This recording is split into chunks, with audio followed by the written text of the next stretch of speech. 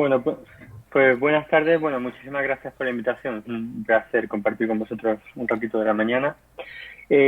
Vamos a hablar sobre unas pinceladas globales sobre la escoliosis neuromuscular, ¿no? En principio, ¿qué es la escoliosis? La escoliosis no es simplemente que veamos la espalda desde atrás y veamos una curvatura. Lo que define a la escoliosis es la afectación tridimensional, los tres planos. Es una deformidad tridimensional de la columna, de forma que si la vemos de frente vemos una curvatura. Si la vemos de lado, hay una alteración normal de las curvaturas fisiológicas, es decir, la curvatura cifosis torácica, la lordosis lumbar, eso se pierde en la escoliosis. Y si la viésemos desde arriba, veremos cómo hay una rotación de las vértebras, que es lo que define verdaderamente la escoliosis, esa rotación. Incluso se habla de una cuarta dimensión, que es la repercusión de la deformidad en la caja torácica.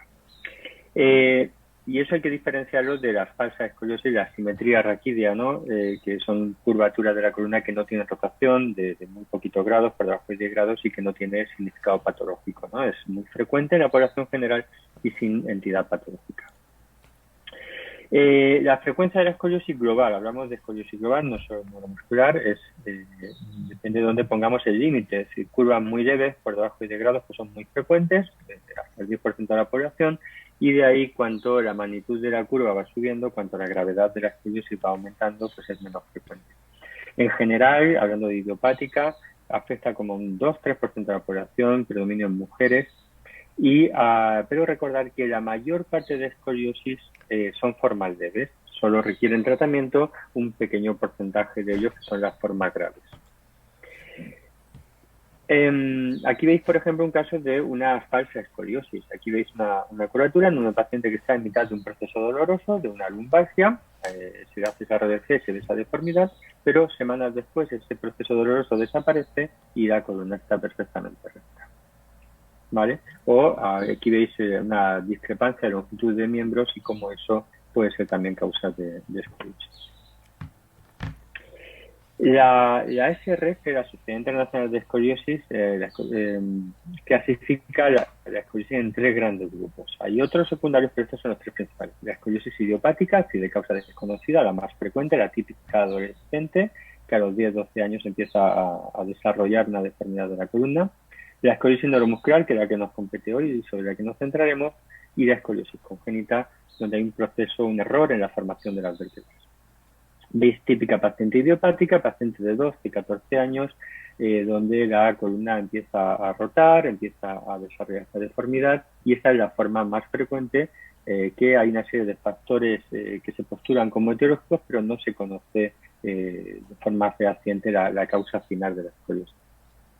La escoliosis congénita es el patrón completamente diferente. Aquí lo que ocurre es que hay un error en la formación entre las semanas 6 y 11 del embarazo, hay un error en la formación de las vértebras, y como veis ahí hay una hemivértebra a nivel de 1 que genera esa desviación de la columna, y si eso tiene capacidad de crecimiento, pues se irá doblando cada vez más y entonces habrá que actuar quirúrgicamente. Y la escoliosis neuromuscular, como veis, pues es un patrón completamente diferente. Son curvas de radio largo, curvas colapsantes, curvas con mucha más patología asociada que las dos anteriores. Específicamente de la escoliosis neuromuscular, bueno, nosotros pertenecemos a grupos internacionales donde este es el Growing Spine, ahora ya es Pediatric Spine Study Group, centralizado en San Diego, y todos estos pacientes se van registrando, van a base de datos y tenemos todos los datos monitorizados. Llevamos casi 120 pacientes aquí en La Paz con tratamiento para escoliosis que empiezan de forma precoz, ¿no? Esto cada hospital va aportando lo suyo y nos permite sacar conclusiones multicéntricas, ¿no? La escoliosis neuromuscular es un reto para el cirujano ortopédico, para el cirujano de columna, para el traumatólogo en general, porque son deformidades que aparecen a edades muy precoces y que además tienen tendencia a progresar.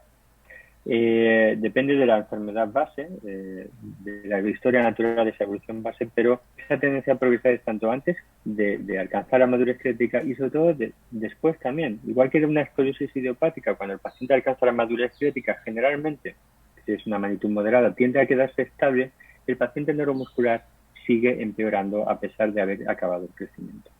Y esta progresión es especialmente significativa después cuando son enfermedades progresivas y el paciente pierde la capacidad de caminar, de ampliar.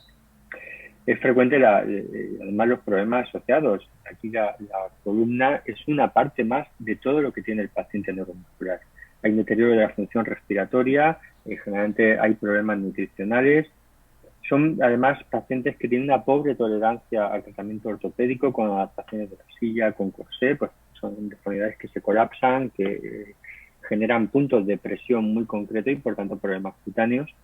Y además son pacientes debido a toda la patología acompañante que tienen de problemas cardíacos, problemas respiratorios, etcétera, con un perioperatorio tórpido, un perioperatorio duro donde nos podemos encontrar complicaciones. Como decía la SRS, diferenciaba esos tres tipos de escoliosis: escoliosis idiopática, congénita y neuromuscular, y luego otro, un grupo muy amplio, pero menos frecuentes.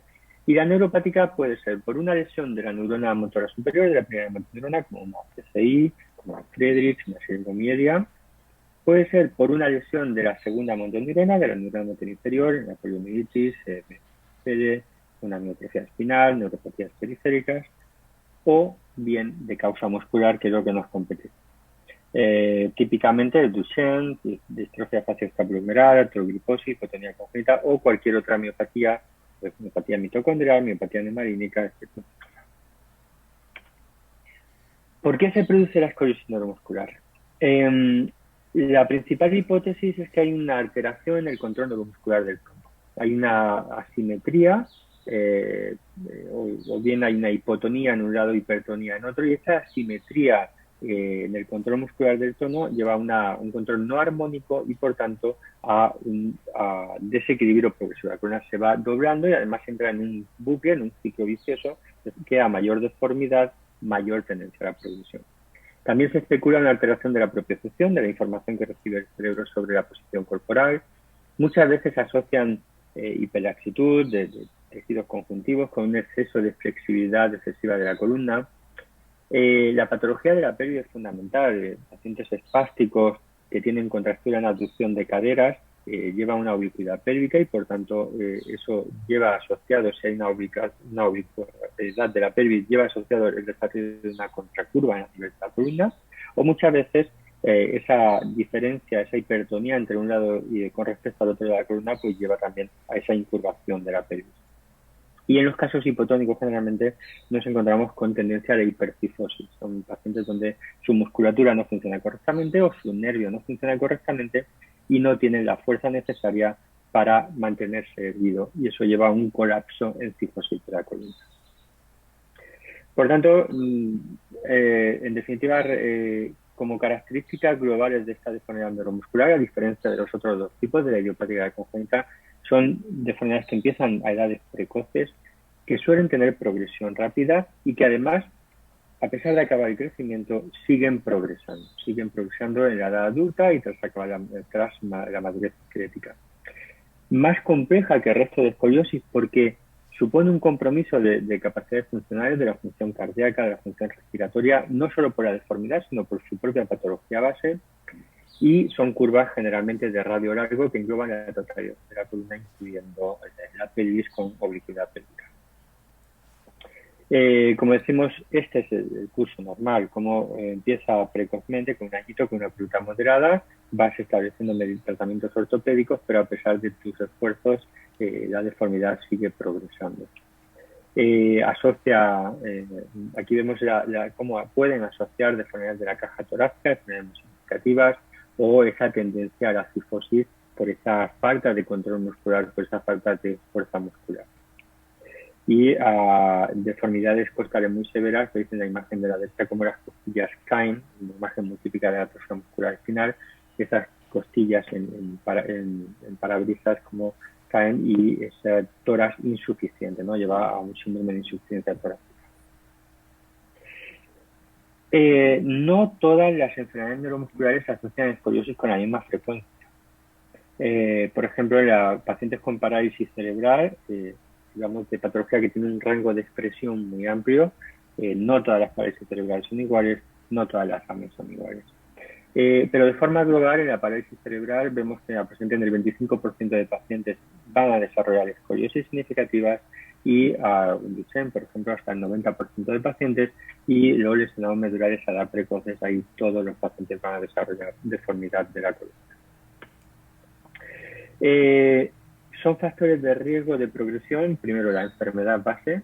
Evidentemente no es lo mismo un AME tipo 3 o que un AME tipo 1, aunque el AME la próxima muscular es un tema que ha cambiado enormemente, no tiene nada que ver el manejo hoy día del AME y lo que vemos hoy en la próxima muscular que se veía o como se trataba hace 10 años. Ha supuesto una auténtica revolución los nuevos tratamientos. Pero podemos estipular que cuanto más precoz sea el inicio de la enfermedad, cuanto más alto sea el nivel de parálisis, o cuanto mayor asimetría en el nivel de fuerza muscular entre un lado y otro, mayor deformidad de la columna.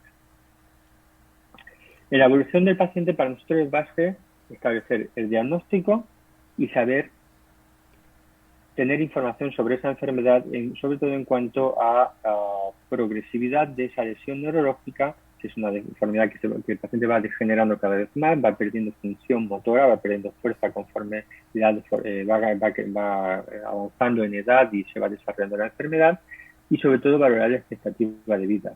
Eso para nosotros es un factor fundamental. Si tenemos una expectativa de vida larga, actuaremos de una forma más agresiva que si la expectativa de vida del paciente es baja por la historia natural de su enfermedad. Y luego son pacientes complejos por toda la patología asociada, que debe tratarse en centros que estén coordinados, que estén habituados a estos pacientes. Hoy día prácticamente muchos hospitales ya tienen unidades de pacientes complejos, que son los que centralizan o los que dirigen el tratamiento de estos pacientes, pero es fundamental esa interrelación, esa multidisciplinaridad con neurología, con la nutrición, gastroenterología, cardio, neumología o rehabilitación. El nivel funcional y la capacidad para caminar del paciente es fundamental. Nosotros muchas veces con el tratamiento con ortesis o con el tratamiento quirúrgico podemos enderezar la columna, podemos mejorar la estática del paciente, pero vamos a exigir más a esa musculatura, vamos a erguir el tronco, vamos a generar un brazo de palanca mayor, y por tanto necesitamos que el paciente tenga una mayor fuerza en todo lo que es el cinturón pélvico a nivel glúteos para poder caminar. Y muchas veces en un intento de enderezar la columna, de mejorar su estática, hacemos que el paciente dé un paso atrás en su capacidad funcional. Muy importante la evaluación ortopédica global a nivel de caderas, de rodillas, de la pelvis. Muy importante valorar la piel, ver si existe lesiones cutáneas, úlceras por presión debido a un apoyo concentrado. Todas las cargas de presión se concentran en un punto y eso genera lesiones cutáneas.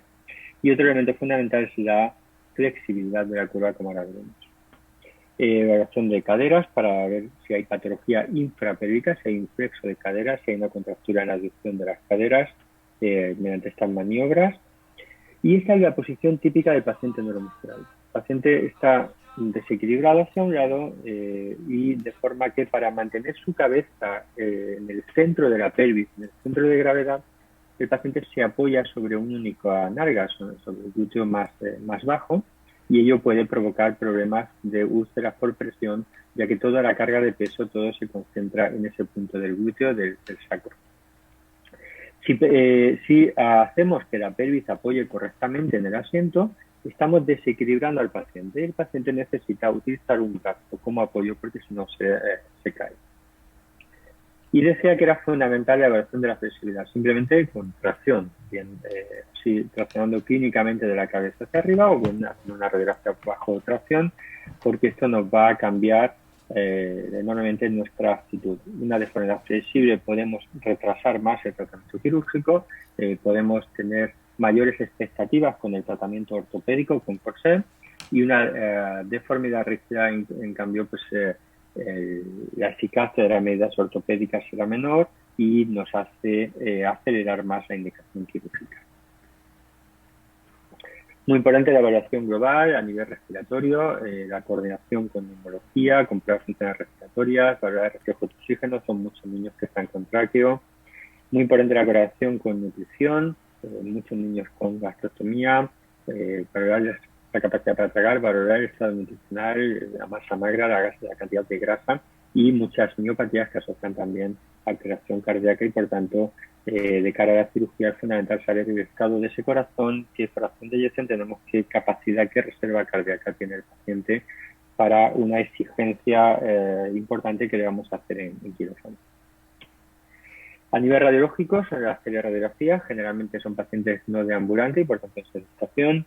Hacemos la radiografía en sedestación y hacemos un test de tracción. En test de tracción, el paciente está tumbado en la mesa de rayos, el decúbito supino, y hacemos tracción de piernas y de cabeza y vemos la flexibilidad de la curva, como veis aquí.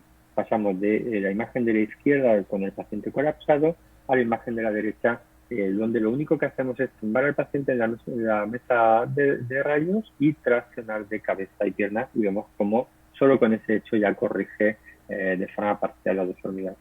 O las imágenes fotográficas, vemos una paciente sentada como está colapsada, con esa impactación de costillas en pelvis, y dormida en quirófano, aplicando tracción en piernas, tracción en cabeza, y con la relajación muscular y la profundización de la anestesia, cómo se consigue solo con esas maniobras una corrección bastante significativa de la deformidad. Y esta es la de hipertensión. El tratamiento es siempre multidisciplinar, como ya he dicho. Es fundamental la fisioterapia en fases precoces para prevenir la anquilosis de las articulaciones, para evitar retracciones articulares, las contracturas en alrededor de la cadera, los flexos fijos de cadera, de rodilla, ya que eso nos condiciona también oblicuidad pélvica y nos condiciona mayor deformidad. Los sistemas de posicionamiento, este manejo generalmente se suele hacer en conjunción con el servicio de rehabilitación. Tenemos sistemas de sedestación a medida, bien hechos de escayola como una prueba inicial para ver la tolerancia del paciente, con las piernas en abducción para evitar luxaciones de cadera y fácilmente adaptables a sillas de paseo a trono. Y sí que se recomienda comenzar precozmente con este tipo de medidas y aprovechar que tenemos menos deformidad de la columna y una deformidad más flexible, más corregible. O si tenemos una buena adaptación a ese lecho de escayola, pues ya se puede pasar a un lecho termoplástico porque sabemos que el paciente lo va a tolerar perfectamente. Ortesis dinámicas, ortesis funcionales tipo ODS, son sistemas donde los rehabilitadores tienen mucha confianza. Yo personalmente tengo mis reticencias a estos sistemas, pero bueno, sí que se ve que en fases precoces pueden tener su utilidad, estimulando la propiocepción del paciente para mantener una postura erguida, incluso permitir la deambulación asistida. Y luego el tratamiento ortopédico, hoy día sí que se utilizan corsés que es deformidades flácidas como la miopatía, pues corsés que son relativamente cómodos, corsés los típicos soft Boston, y que tiene un marco rígido termoplástico, pero que la parte exterior, la parte de contacto es de una goma espuma de alta densidad, y hace que sea mucho más tolerable por los pacientes. Además son corsés que hay que hacerlo muy individualizados a cada paciente. Como veis, la cantidad de ventanas que tiene el corsé, pues pensando que puede ser una gastrostomía o la tráqueo o deformidad de la caja torácica que obliguen a customizar, a individualizar el corsé para cada paciente. Hay pacientes que se colapsan o pacientes muy hipertónicos que no lo toleran y hay que desistir de uso. Y luego tiene una eficacia limitada, sobre todo pues para en curvas torácicas altas donde el corsé no puede aplicar fuerzas correctoras a la columna. Y una gran variedad de corsés, como decía, individualizada a cada paciente por las particularidades de cada uno, de traqueostomía, de gastrostomía o de necesidad de tutores en miembros inferiores. La adaptación a la silla de ruedas en aquellos pacientes que no toleran corsés, pues otra opción es la colocación de apoyos de soporte en la silla para mantener un tronco erguido, incluso con arnés para la cabeza o para el tronco. Muy importante la adaptación de la pelvis a la silla para repartir los puntos de presión y que no desarrolle úlceras por presión del paciente.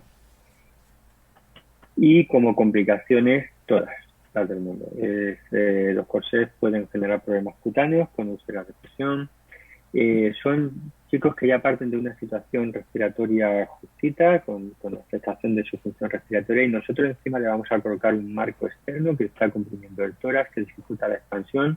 Por tanto, también estamos provocando un efecto perjudicial sobre la capacidad torácica.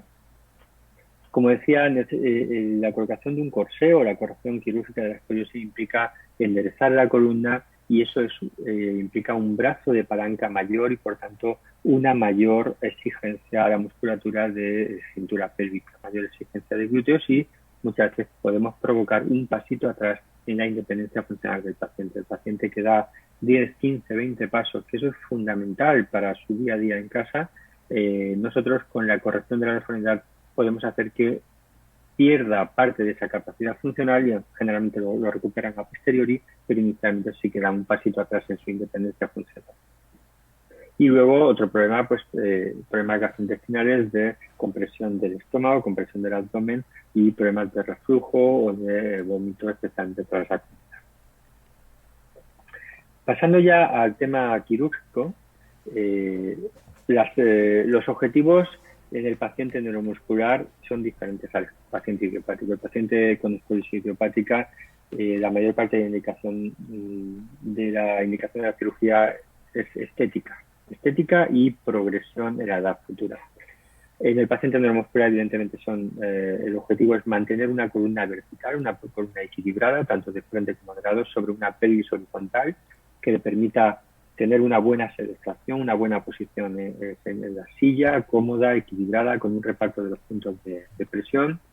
Y en caso de pacientes deambulantes, es fundamental conservar que el paciente conserve esa capacidad para caminar.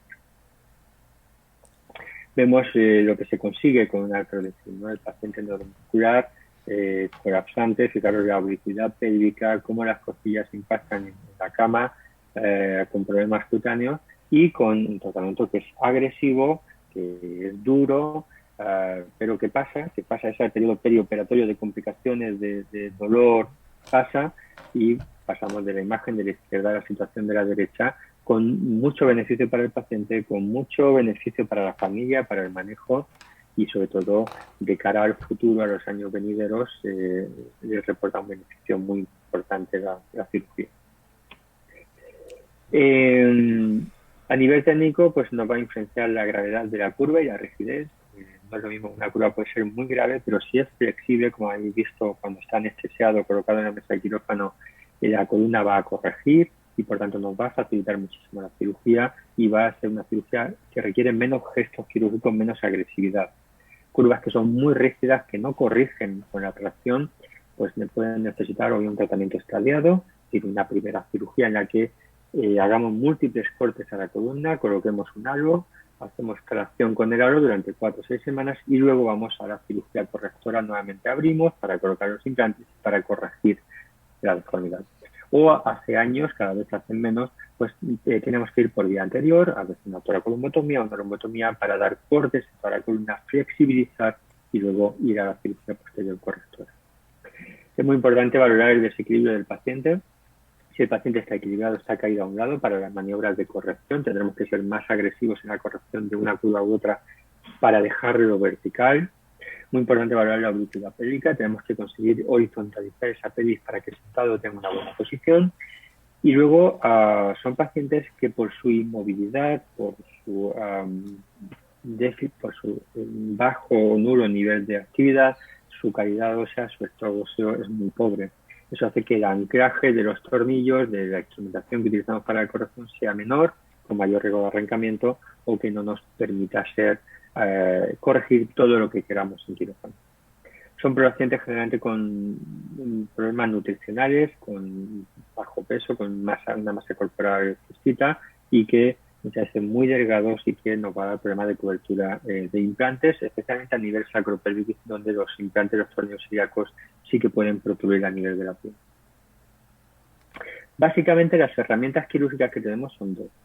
Las barras de crecimiento, como veis aquí en la imagen de la izquierda, en pacientes que no han acabado el crecimiento, que le queda todavía mucho crecimiento, Es un sistema que permite la elongación progresiva y el crecimiento, por tanto, ganar longitud de tórax, ganar longitud de la columna e ir enderezando en los distintos retensados, en los distintos alargamientos la columna. O en pacientes esqueléticamente maduros, la imagen de la derecha, ir directamente a la artrodesis definitiva. Las barras de crecimiento se utiliza, como decía, en pacientes inmaduros, pacientes que no han acabado el crecimiento o que están muy lejos del fin del crecimiento, y se basa en un punto de anclaje cefálico, generalmente con tornillos, últimamente siempre más de 5 o más implantes, ya que minimiza riesgo de arrancamiento, generalmente con tornillos mejor que ganchos. Y otro punto de anclaje abajo, bien en pelvis, bien en columna, depende de la deformidad. De forma que el segmento intermedio entre los tornillos no se desperiodiza, no vemos el hueso, no le quitamos el músculo para evitar que no se forme un puente de hueso. De forma que con los sucesivos alargamientos la columna se vaya indexando. Ahora generalmente estamos como una cirugía de alargamiento anual, y nos permite, mediante la distracción del sistema, corregir deformidad, ganar longitud torácica y ganar, por tanto, desarrollo pulmonar. Inconvenientes, pues que una vez al año hay que pasar por quirófano, cirugía pequeñita, pero es una cirugía de alargamiento. Y muy importante, la corrección previa de la cifosis, generalmente se hace con tracción craneal. Aquí estos dos pacientes, como están con su arito, vamos incrementando el peso con el que vamos traccionando desde la cabeza para corregir esa cifosis o para corregir curva. Esto cada vez lo usamos más, parece una herramienta antiquísima, arcaica, pero nos es muy útil, ya que ese periodo previo de tracción de 4 o 6 semanas nos quita muchísima deformidad, nos corrige la cifosis y nos facilita mucho la cirugía. Y esto es el proceso de alargamiento, donde mediante una pequeña incisión se aplica una distracción en los conectores y vamos alargando el sistema. Esa es la historia natural, pues típico paciente, 7 años con esta extremidad de la izquierda, se aplica la barra de crecimiento con una corrección significativa y cómo se va manteniendo años después, aunque con una tendencia al incremento. Digamos, siempre decimos que el momento en el que mejor va a estar el paciente es justo después de la implantación de barras de crecimiento, y luego entramos en un periodo que no está exento de complicaciones, ni mucho menos. Más de la mitad de los pacientes van personalmente por quirófano no planificado, no para un retensado, sino para arreglar alguna complicación de rotura de barra, de desanclaje de tornillos, de ganchos, porque esta técnica, dado que no hace fusión, pues asocia una alta incidencia de complicaciones. Esto es lo que se consigue. Si vemos en azul el valor de la curva, el POC, vemos como el peor momento es el preoperatorio, con valores medios de 80 grados, y como con la implantación de barra de crecimiento se baja prácticamente al 50% de la deformidad. Y ese es el mejor momento, cuando mejor va a estar la espalda. En el periodo de retensado la deformidad empeora, alargamos, vuelve a mejorar, pero y va haciendo un efecto de dientes de sierra, un efecto de zigzag, pero con una discreta tendencia hacia el empeoramiento. Por tanto, vemos que esas barras van perdiendo eficacia a lo largo del tiempo.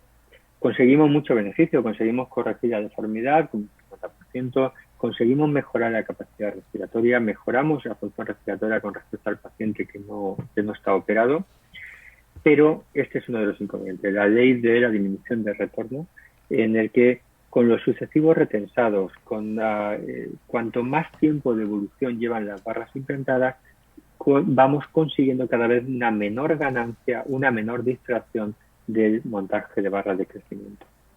Por tanto, lo que intentamos es llevar al niño a una edad, es decir, sabemos que van perdiendo eficacia conforme llevan más años puestos, y sabemos, por tanto, que tienen una vida útil, que funcionan bien durante una serie de años, durante 5 o 7 años.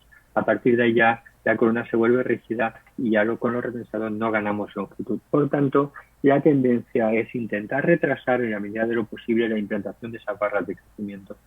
Hay que llegar a un equilibrio entre tener la deformidad relativamente controlada y posponer la implantación de barra de crecimiento a los 7 o 9 años de edad. A veces es imposible, la deformidad se va, es una deformidad gravísima, no hay forma de controlarla a pesar de periodos de tracción, de un tipo de corsé, de otro, y no te queda más remedio que ir a la cirugía a una edad más precoz de la que te gustaría. Vemos Esta es una representación de la ganancia de longitud con los sucesivos repensados y vemos cómo van perdiendo eficacia conforme van pasando los años que llevan implantados, y esto se produce por la autofusión de la columna. Al final es una columna que está inmovilizada por unas barras que son rígidas, que son metálicas, y esa inmovilidad lleva a una anquilosis articular, tiene un efecto irritativo inflamatorio alrededor de los implantes y por tanto a una autofusión de la columna. Y sí que os tengo que decir, sobre todo en el tema de las asociaciones, ser muy cautos con las novedades. Hace años salió la famosa barra magnética, las Magic, mágicas, como le decían. En inicio se postraron como sistemas que permitían menor número de cirugías porque no había que hacer retensado. Los retensados se hacían en la consulta aplicando un campo magnético, como veis con este aparato. Por tanto, menos procedimientos quirúrgicos y menos anestesia, con menos riesgo de infección, mayor satisfacción para el paciente, etc. Lo que en teoría eran ventajas, realmente se vieron que no era cierto. Y nosotros en La Paz fuimos muy cautos con el tema de la magnética, no quisimos entrar en este sistema hasta ver que realmente era mejor que las barras convencionales, y el tiempo nos dio la razón, ¿no? Es un implante muy voluminosos, con liberación de iones, con metalosis, con fracaso del mecanismo de elongación, con múltiples necesidades de cirugías no planificadas, con mucho problema ya que no puedes contornear la barra. Muchos pacientes desarrollaban cifosis en los extremos de las barras magnéticas. Y bueno, la cosa es que a día de hoy NuVasive, el fabricante, te prohíbe ponerlo o te permite ponerlo, pero con la obligación de a los 2 años tener que recambiarlo, por lo tanto ya no tiene ningún sentido la aplicación de las barras magnéticas. Y digo magnéticas, como puede decir, los sistemas de tracción bipolar, que precisamente el jueves de esta semana estaremos en Rotterdam viendo de primera mano el sistema bipolar, que no deja de ser una evolución, una mejoría de sistemas que ya se aplicaban en los años 80, y bueno, pues cautela ante las innovaciones, porque desafortunadamente la mayor parte de ellas no son mejores que las barras convencionales. La otra opción quirúrgica es la artrodesis, la cirugía definitiva. Es decir, abrir, colocar implantes, desperiostizar, corregir la columna y fusión. Los objetivos es mejorar el equilibrio, dejar una columna equilibrada, dejar la cabeza en el centro de la pelvis para que el paciente se pueda sentar correctamente y su tronco salga erguido y su cabeza esté sentada sobre la pelvis. Ese es el principal objetivo. Evidentemente también corregir la deformidad y minimizar la restricción pulmonar. Lo más importante en el paciente neuromuscular es conseguir una pelvis horizontal y que la columna salga perpendicular a esa pelvis en dirección vertical. Tenemos que ser muy respetuosos con el nivel funcional del paciente. El paciente que deambula, tenemos que intentar por todas las medidas que conserve esa capacidad de deambulación. No podemos permitirnos enderezar su columna, corregir la columna, pero que el paciente pierda esa capacidad para dar 20, 30, 40 pasos que son fundamentales en su día a día. Por ello, en los pacientes que caminan tenemos que evitar, en la medida de lo posible, englobar la pelvis en la cirugía, y en los pacientes que no deambulan, que generalmente tienen mucha obesidad pélvica, en esos casos pues sí que nos vemos obligados a bajar la pelvis para horizontalizar esa pelvis y darle una buena posición en la silla. ¿Es necesaria la liberación anterior? Bueno, pues cada vez hacemos menos, porque recurrimos más a un procedimiento estadiado, a una primera cirugía para dar múltiples cortes, para flexibilizar, colocamos un halo, dejamos al paciente 4 o 6 semanas ingresado, incrementando el peso de tracción del halo y en las piernas, contracciones blandas o tracciones esqueléticas, vamos corrigiendo la deformidad y luego un mes después vamos a ir al quirófano para corregir la deformidad. Pero algún caso, alguna indicación todavía queda en curas muy rígidas, en debilidades pélvicas muy graves o deformidades muy cortas. Pacientes, por ejemplo, con mielomeningocele, donde atrás no hay elementos óseos para formar hueso, y luego o pacientes que te ves obligado a ir a una cirugía de fusión a una edad muy precoz para evitar el fenómeno de cigüeñal, el fenómeno de Cranchard, te ves obligado también a hacer una liberación anterior. Como veis, pacientes con deformidades muy graves son pacientes con deformidades angulares muy rígidas, que sí que se hace una toracotomía para hacer una exposición anterior de la columna, cortar todos los discos, flexibilizar, es decir, que nos permita hacer las maniobras que nos permitan enderezar y corregir esa columna. Y veis el cambio tan significativo Estos son instrumentaciones antiguas, hoy día hay instrumentaciones mucho más modernas que estas, pero veis el cambio del paciente de la imagen superior a la imagen inferior, un cambio muy significativo con la cirugía. Como decía, cada vez recurrimos más a la utilización del halo. Nosotros siempre dejamos a los pacientes ingresados mientras están con el tratamiento con halo. Hay centros que nos mandan a casa, pero el halo se puede complicar. Se pueden infectar los pines, se pueden aflojar. Hay que vigilar la cantidad de tracción que hacemos, que no aparezca ningún déficit neurológico, ninguna parálisis de paredes craneales, y por tanto preferimos dejarlo en el hospital. Sabemos que es muy tedioso para el paciente, para la familia, pasar aquí 6 o 8 semanas, pero creemos que es lo mejor para ellos. Y esto se puede aplicar a tracción en cama, se puede aplicar tracción en una silla de ruedas o se puede aplicar en andadores, con lo cual el paciente puede ir al colegio del hospital, puede salir a tomar el sol, puede tener algo de vida más allá de que su vida limitada a la habitación del hospital. Y luego las tracciones intraoperatorias con estas mesas de Q3, donde una vez colocado el paciente aplicamos tracciones en las piernas, tracciones en la cabeza para enderezar. Las indicaciones son, aquí veis 2 hermanos con el mismo síndrome, con sus sillas de tracción con aros, donde vamos incrementando ese peso y vamos enderezando la columna. Las indicaciones son las similares a la de la liberación anterior, curvas muy rígidas de radio corto, pero además nos permite mejorar no solo la función respiratoria, porque cuando aplicamos tracción su capacidad respiratoria generalmente aumenta, hay alguna excepción, pero generalmente aumenta, permite trabajar con fisioterapia intrahospitalaria, nos permite optimizar al paciente desde el punto de vista nutricional, ya que están ingresados, y generalmente lo mantenemos entre 4 y 6 semanas de periodo de tracción antes de la cirugía. ¿Cuánto peso ponemos? Bueno, pues hay series, el grupo de Focus de Ghana, el grupo de Nueva York, con Boach y demás, llegan hasta un 50% del peso, pero generalmente nosotros en un 30% del peso corporal ya paramos, porque eso implica una tracción excesiva del cuello, una inestabilidad ligamentosa cervical y riesgo de lesión de los pares craneales.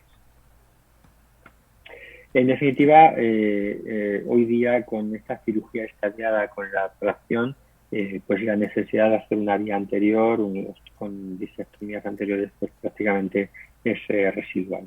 Prácticamente hoy día ya no hacemos vías anteriores porque con ese tratamiento estadiado con halo conseguimos lo mismo. Y veis casos, veis este paciente con una escena colapsante, cómo se le coloca el halo craneal, corregimos esa deformidad durante un mes, mes y medio, y luego vamos a una cirugía de fusión. Veis el cambio tan importante que da la espalda del paciente y da la capacidad para estar sentado en una posición erguida. ¿Cuándo baja la sacropelvis? Pues en aquellos pacientes que no caminan, que son los que generalmente tienen oblicuidad pélvica. Generalmente los pacientes que caminan no suelen tener una oblicuidad pélvica importante y en estos pacientes debemos acabar en el 5 o por encima para preservarles esa capacidad funcional de esos 20, 40, 100 pasos que puedan dar. Y este sería, bueno, pues un ejemplo de un paciente deambulante, como evitamos, acabamos en el 4, evitamos la fusión del 5, la fusión del sacropelvis, para que preserve esa capacidad para caminar. O el paciente que no camina, con una oblicuidad pélvica muy grave, pues en este caso sí que bajamos a sacropelvis. En definitiva, es una cirugía agresiva. Yo siempre digo a los pacientes que esto es como una tormenta. Está tronando, está lloviendo intensamente y parece que nunca va a acabar, pero pasa.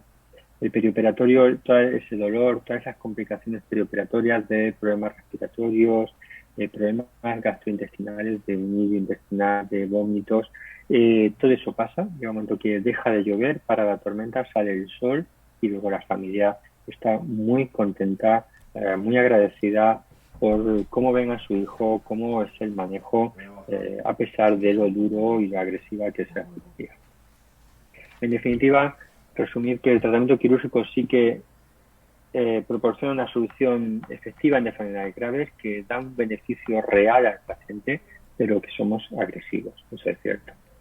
Generalmente nosotros somos los últimos en actuar. Hay un periodo previo de tratamiento, de fisioterapia, de tratamiento por rehabilitación, de tratamiento con ortesis, y el tratamiento quirúrgico sería el último paso en aquellos pacientes cuya deformidad va empeorando y ya le ocasionan problemas. Y muy importante, valorar la enfermedad de base del paciente, valorar la expectativa de vida del paciente y hacer una balanza beneficio-riesgo. Es decir, vamos a ir a una cirugía que tiene sus peligros, que tiene sus riesgos, potencial de complicaciones, y vamos a ver qué beneficio vamos a dar al paciente. Esa balanza generalmente en la mayor parte de casos es favorable, salvo en casos donde la expectativa de vida sea pobre o partamos ya de una situación muy mala del paciente, donde sabemos que las complicaciones perioperatorias van a ser inaceptables. Pero en general, a pesar de la agresividad del tratamiento, conseguimos unos resultados que para paciente y para familia son bastante satisfactorios. Muchas gracias.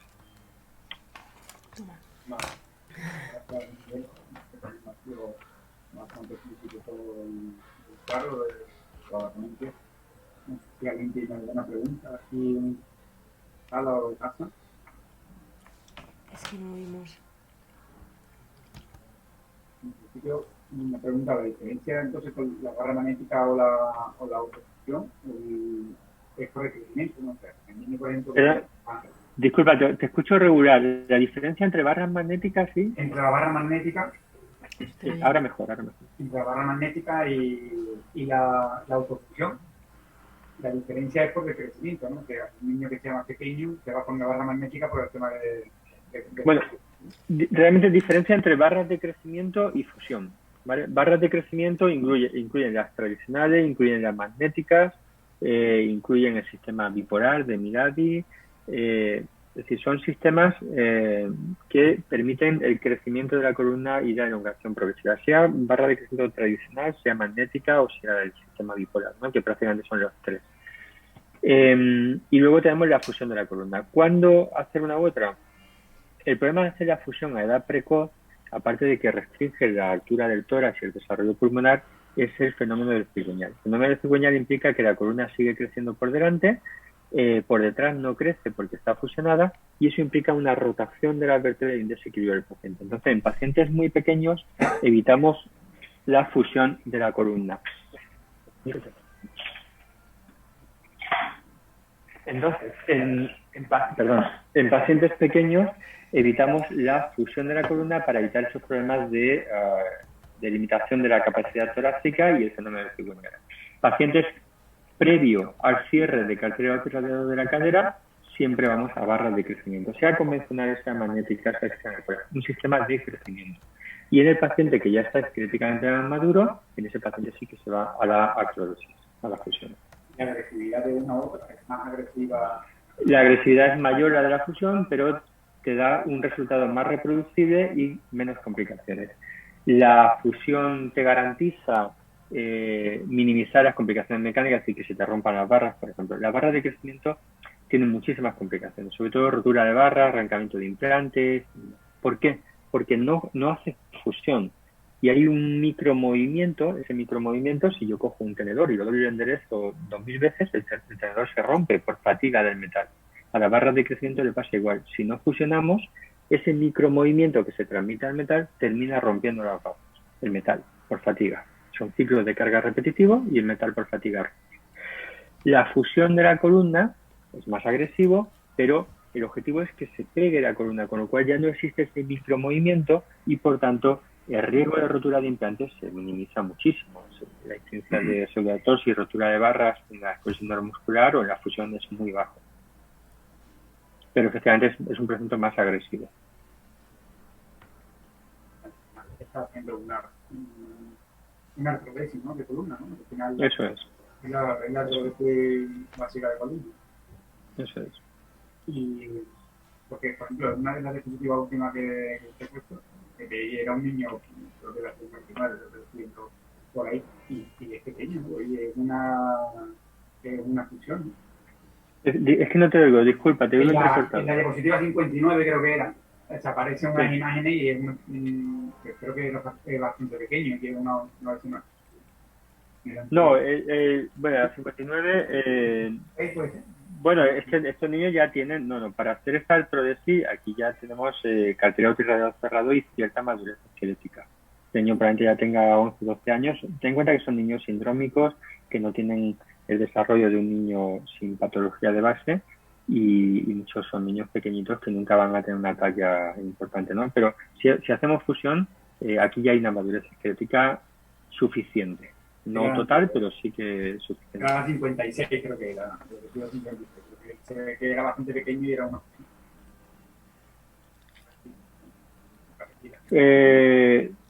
Bueno, probablemente este paciente haya pasado ya por barras de crecimiento, ¿vale?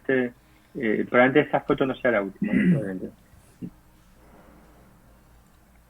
Y porque esa autofusión tiene esos tornillos y más las barras, ¿no?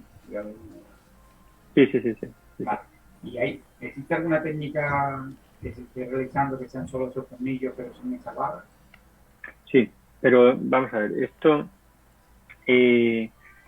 habréis oído hablar mucho del vertebral body tethering, ¿no? De la famosa cinta que se pone en la convexidad de la curva por vía anterior y tal. Hay técnicas sin fusión y ahí se está intentando evolucionar, ¿no? Del vertebral body tethering, el ApiFix, pero son técnicas que tienen una indicación muy concreta. Solo está indicada en el paciente con escoliosis idiopática, no en el paciente neuromuscular. Aunque se han hecho, el tethering se ha hecho en pacientes neuromusculares, pacientes sindrómicos con unos resultados malos, dejémoslo en malos. La indicación a día de hoy de este tipo de técnicas es paciente con escoliosis idiopática, con un crecimiento, que tengan crecimiento residual, Riesel 0,3, pero no en pacientes neuromusculares. ¿Vale? El tethering, por ejemplo, está cayendo, claramente ya se está abandonando en muchos centros, ya por ejemplo hay casas que han dejado de invertir en el tethering porque o la columna se autofusiona, por lo tanto ya no aporta ninguna ventaja con la fusión. Si tenemos una cinta adosada a un cuerpo vertebral, al final se va a formar hueso y se va a anquilosar la columna, y además da unos resultados poco reproducibles. No sabes en qué niño va a ir bien, en qué niño no va a ir bien, cuando eso hoy día con una vía posterior lo tienes como muy garantizado la reproducibilidad de los resultados. Y otras técnicas como el famoso ApiFix, que se basa en un sistema de distracción de la concavidad, como se hace en los años 80 de Harrington, puede tener su indicación, pero en escoliosis idiopática. De hecho, para poner un ApiFix hoy día, el caso hay que mandarlo a la casa, que es lo comercial, pasa por un tribunal médico y ellos te dicen si está aprobado el uso en este paciente o no. Y solo se puede utilizar en pacientes con escoliosis idiopática una curva entre 30 y 60 grados que en el test de inclinación del Benítez baje de 30 grados. Y tiene a día de hoy una indicación muy concreta y tiene que pasar por la aprobación de ese comité. ¿Por qué? Porque cuando salen técnicas nuevas estamos sometidos a un interés comercial importante. Son instrumentaciones caras y por tanto una técnica nueva puede funcionar muy bien en un grupo muy concreto de pacientes, pero no tenemos volumen suficiente de pacientes. Y lo que se hace, tradicionalmente ocurre en todos los campos, se aumentan las indicaciones. Y al aumentar las indicaciones ya no funciona correctamente el implante y acaba matando al implante. Y eso lo vivimos continuamente con magnéticas, con el vertebral body tethering, con la cinta de convexidad. Voy a comentar el primer caso, a comentar, no el segundo. Ahí existe un vacío, un nivel pulmón durante más o menos 4 horas, ¿no? Durante la operación. ¿Puedes repetir más cerca del micrófono? Sí, en la primera técnica que acaba de explicar, no la de Harrington que ha dicho después, en esa sí existe, tiene que tener una buena capacidad pulmonar el afectado, ¿no? Porque tiene que tener un vacío respiratorio, un vacío pulmonar de varias horas durante la intervención, ¿no? Sí, no, vamos a ver. Pero de verdad, el vertebral body tethering. No, es solo una duda. Es un caso que se puso en el. Sí, pero más de 2 años en la función de hematínica de Estados Unidos. Sí. Estoy viendo la foto ahora mismo en el móvil. Pero mira, yo te cuento la historia del vertebral body tethering. El vertebral body tethering nace en San Diego por Peter Newton, que es un tío serio y un tío creíble. Luego en Filadelfia está Mersandami, que es otro médico serio y creíble, ¿vale? Pero Peter Newton, el creador, el que empezó con esto, ya te dice que el gold estándar, la técnica ideal es la fusión. Incluso para una curva torácica que era la técnica ideal, para una curva torácica que era la curva ideal para el TT. Y él la está abandonando, lo hace en casos muy puntuales, muy concretos, de curvas idiopáticas. ¿Qué ocurre? Pues que hay esa técnica se hacía por toracoscopia. La toracoscopia es un factor limitante. No todo el mundo sabe hacer toracoscopia, no todo el mundo tiene torácicos en su hospital que se puedan apoyar en ellos.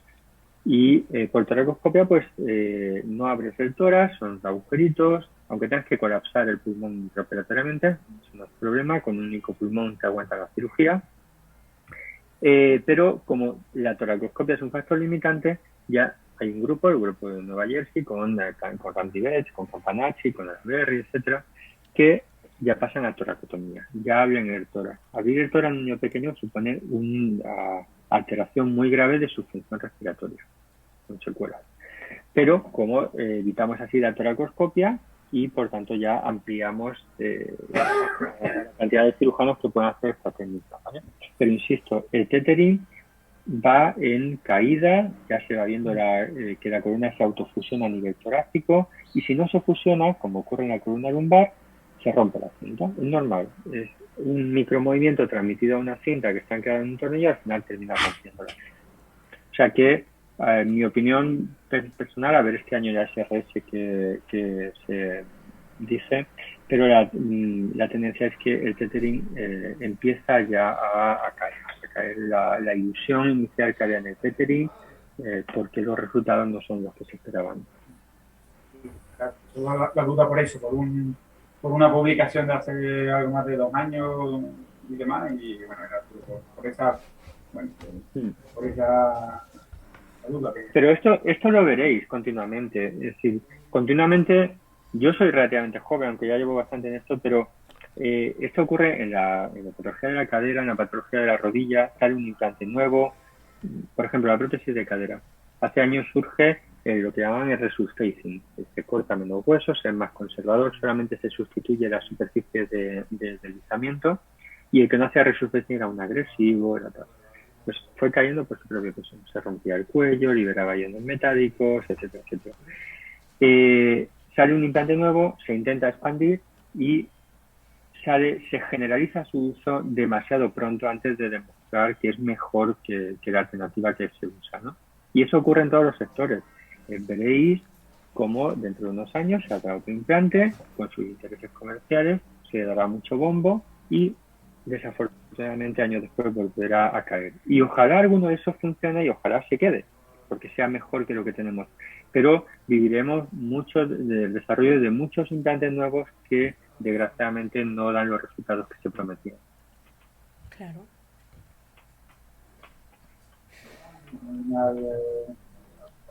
Una pregunta más. Miguel, muchísimas gracias. ¿Vale?